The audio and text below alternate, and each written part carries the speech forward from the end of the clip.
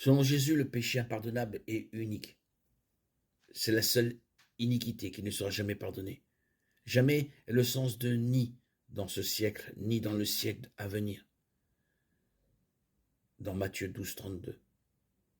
Et le péché impardonnable est le blasphème, l'irrévérence provocatrice contre le Saint-Esprit, dans le contexte de l'œuvre de l'Esprit dans le monde par le Christ. En d'autres termes, le cas particulier de blasphème observé dans Matthieu 12 et Marc 3 est unique.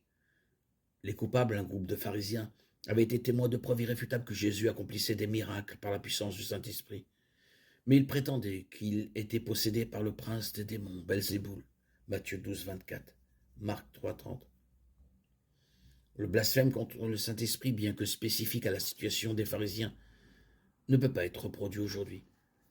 Jésus-Christ n'est pas sur terre et personne ne peut voir Jésus accomplir un miracle et attribuer ensuite ce pouvoir à Satan au lieu de l'Esprit.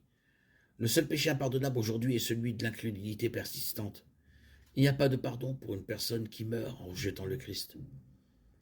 Le Saint-Esprit est à l'œuvre dans le monde, convainquant les non-sauvés de péché, de justice et de jugement. Jean 16, 8. Si une personne résiste à cette conviction et ne se répand pas, elle choisit l'enfer plutôt que le ciel. Sans la foi, il est impossible de lui être agréable.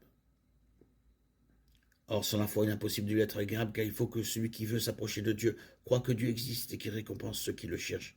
Hébreux 11, 6. Et l'objet de la foi est Jésus. Et ils dirent, crois au Seigneur et tu seras sauvé, toi et ta famille. Actes 16, 31.